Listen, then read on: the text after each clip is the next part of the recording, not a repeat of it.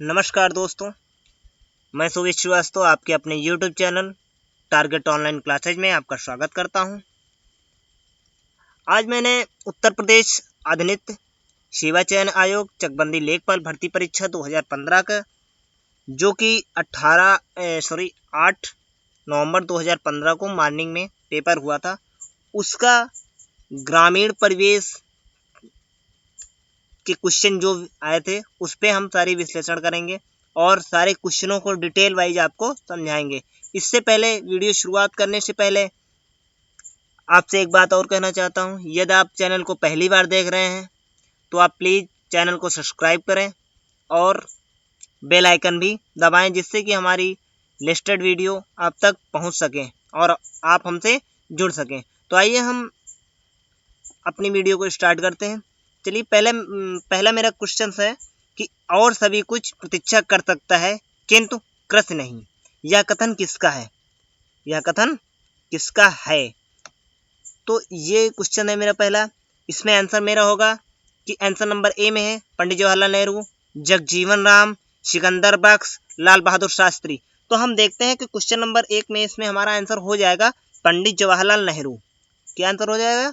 पंडित जवाहरलाल नेहरू, है ना।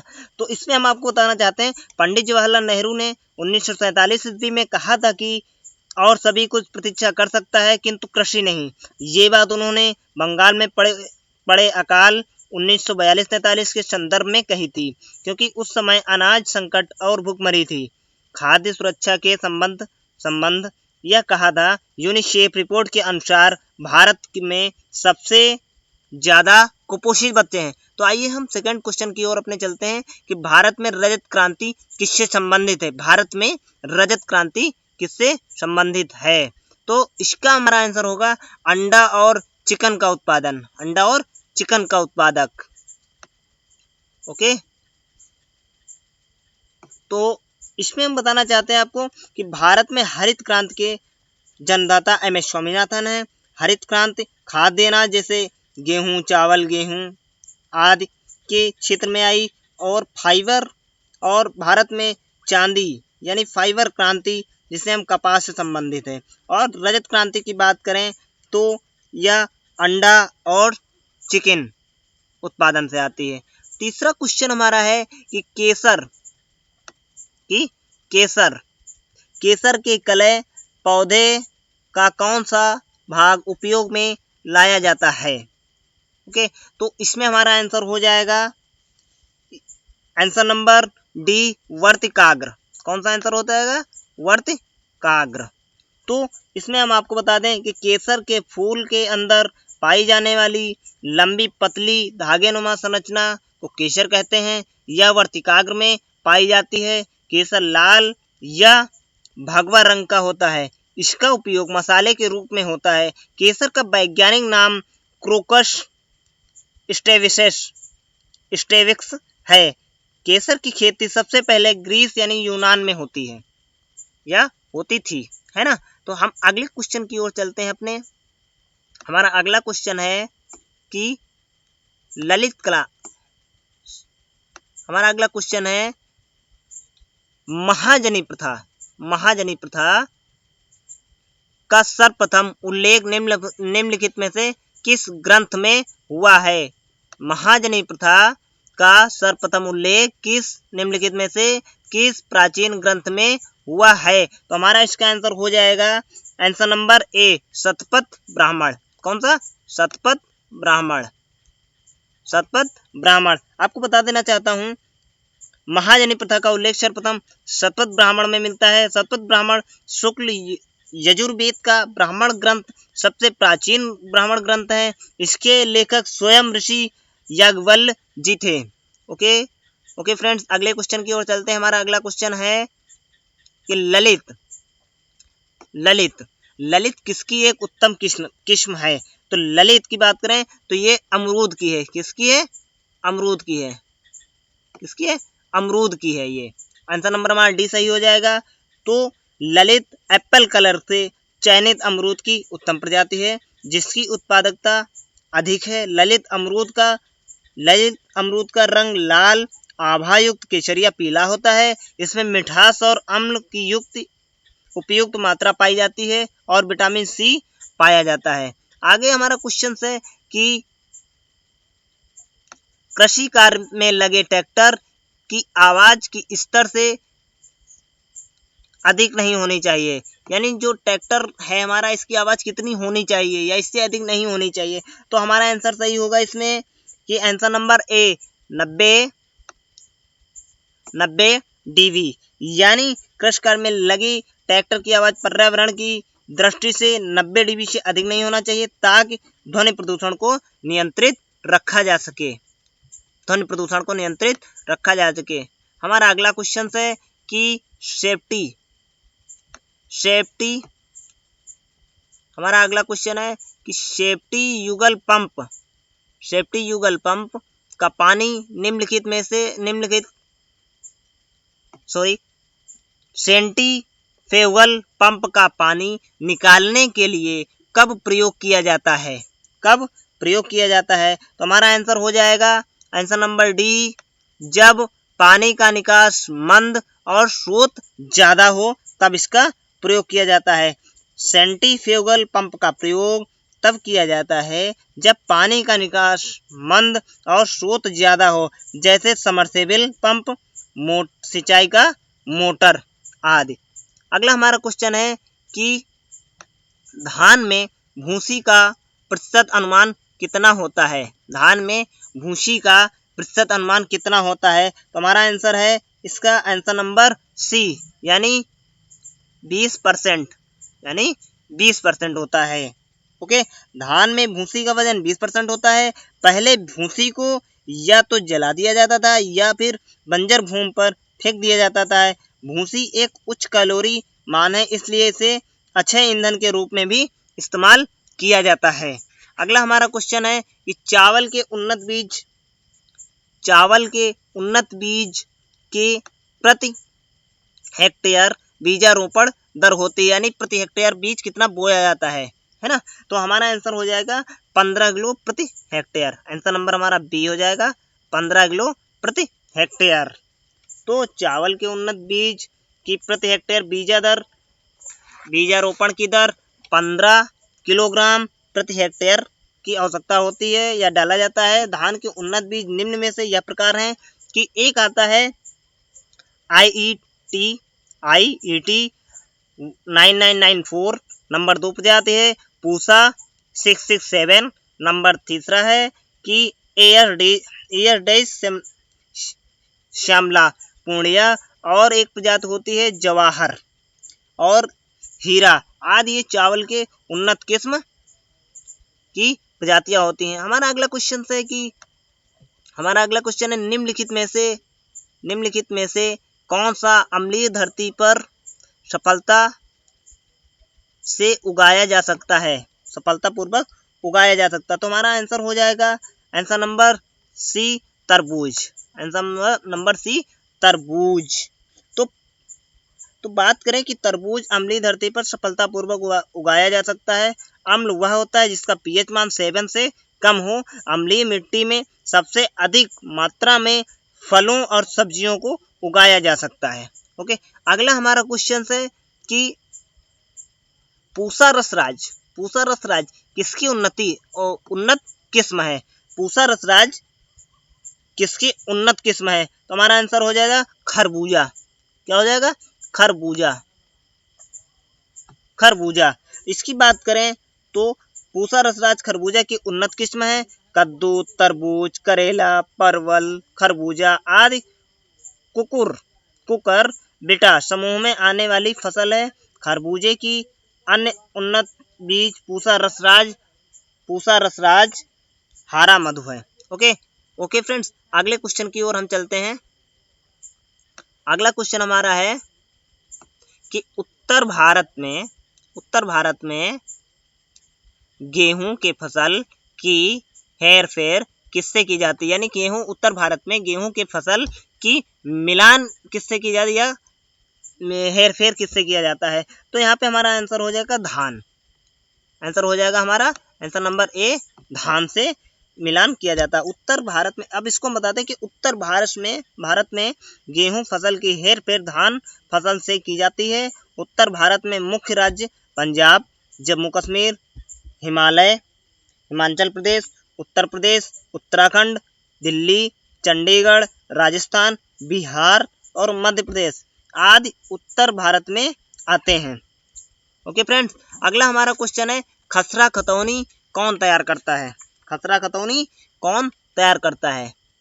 Question number 13 की खसरा खतौनी कौन तैयार करता है? तो हमारा इसमें आंसर हो जाएगा पटवारी। कौन तैयार करता है? पटवारी। आंसर नंबर डी, पटवारी तैयार करता है। खसरा खतौनी पटवारी तैयार करता है। खसरा और खतौनी जमीन, खेतों या कृषि भूमि का वैधानिक दस्तावेज है जो भारत और पाकिस्तान में भूमि और फसल विवरण के लिए रखा जाता है। ओके, अगला प्रश्न हमारा है कि गेहूं में प्रोटीन कितने प्रतिशत पाया जाता है या होता है? तो हमारा आंसर हो जाएगा कि गेहूं में 12%। ओके, 12% प्रोटीन पाया जाता है। 12% प्रोटीन पाया जाता है। अगला हमारा क्वेश्चन है कि निम्नलिखित में से रूट क्रॉप नहीं है। रूट क्रॉप नहीं है तो हमारा आंसर हो जाएगा इसमें आंसर नंबर डी, ईख। आंसर नंबर डी, ईख। तो हम आपको बताना चाहते हैं कि इनमें से ईख क्रॉप रूट फसल नहीं है, क्योंकि रूट क्रॉप फसल जड़युक्त ऐसे पेड़ पौधे जिनका तना और जड़ों को खाने में इस्तेमाल किया जाता है, जैसे आलू, चुकंदर, शकरकंद इत्यादि, है ना। तो हमारा अगला क्वेश्चन है कि आंवले का सर्वाधिक उत्पादन कहाँ होता है? आंवले का सर्वाधिक उत्पादन कहाँ होता है?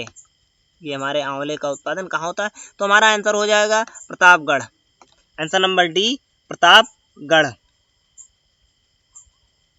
ओके, और बताना चाहता हूँ कि आंवले का सर्वाधिक उत्पादन उत्तर प्रदेश के प्रतापगढ़ नामक जिले में होता है। आंवले में विटामिन सी पाया जाता है। आंवले में विटामिन सी पाया जाता है। अगला हमारा क्वेश्चन है कि कुल खेती से तात्पर्य है। कुल खेती से तात्पर्य है। तो हमारा आंसर है, आंसर नंबर इसमें सी हो जाएगा कि वर्ष में शुद्ध खेती किया गया क्षेत्र प्लस वह क्षेत्र जिसमें एक बार से अधिक खेती की गई हो।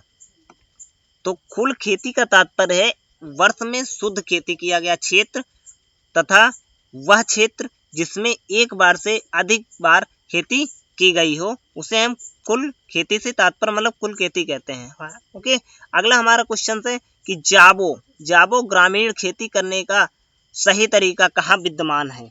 जाबो खेती करने का तरीका कहाँ विद्यमान है? तो हमारा आंसर हो जाएगा आंसर नंबर बी, नागालैंड। क्या हो जाएगा? नागालैंड। इसमें है कि जाबो ग्रामीण खेती है, इसमें चावल की खेती की जाती है। नागालैंड की अंगांगी जनजाति में यह महत्वपूर्ण स्वदेशी कृषि प्रणाली प्रचलित है। ओके, हमारा अगला क्वेश्चन है कि किसान चैनल का प्रधानमंत्री द्वारा उद्घाटन कब किया गया या कब उद्घाटन किया गया? तो हमारा आंसर हो जाएगा 26 मई 2015, यानी answer number C. Answer number C, 26 मई 2015। डीडी किसान चैनल को भारत के प्रधानमंत्री नरेंद्र मोदी जी 26 मई 2015 यह चैनल लॉन्च किया। इस चैनल को लॉन्च करने के उद्देश्य खेती में उत्पादकता बढ़ाई जा सके और यह 2 टन प्रति हेक्टेयर से 3 टन प्रति हेक्टेयर हो सके। ओके, अगला हमारा क्वेश्चन है कि मिट्टी का कटाव सर्वाधिक किस प्रकार की मिट्टी में होता है? किस प्रकार की मिट्टी में होता है? हमारा आंसर हो जाएगा बलुई मिट्टी। कौन सी मिट्टी है? बलुई मिट्टी।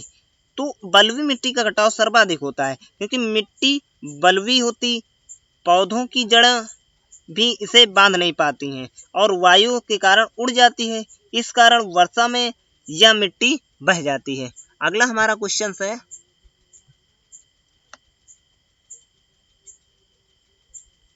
अगला हमारा क्वेश्चन है कि भारत में कुल सिंचित क्षेत्र है तो कितना है? तो भारत में 55% हमारा सिंचित क्षेत्र है। कितना? 55%। तो भारत में कुल सिंचित क्षेत्र 55% है।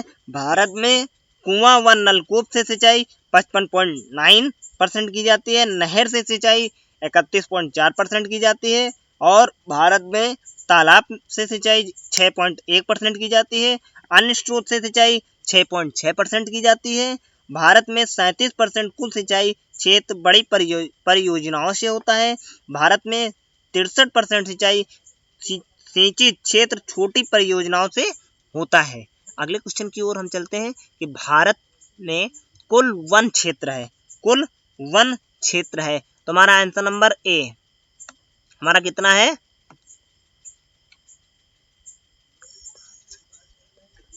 7,69,538 वर्ग किलोमीटर भारत में कुल वन क्षेत्र है।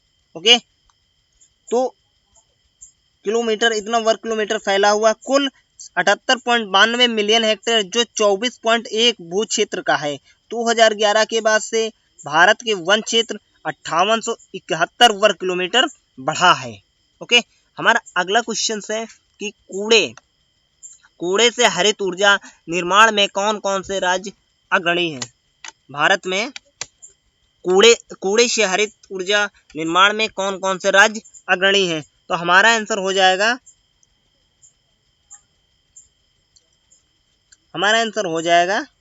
आ गया यार क्वेश्चन,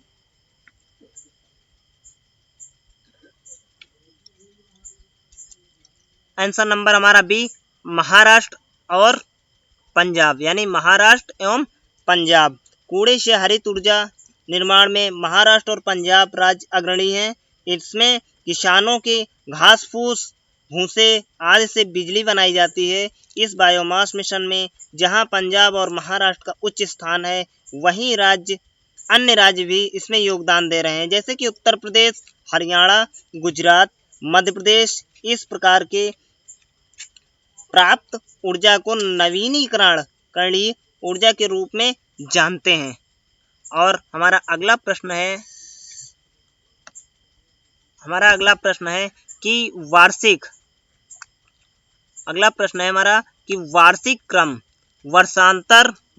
क्रम, और वर्षांतर फसल उगाने की व्यवस्था को क्या कहते हैं?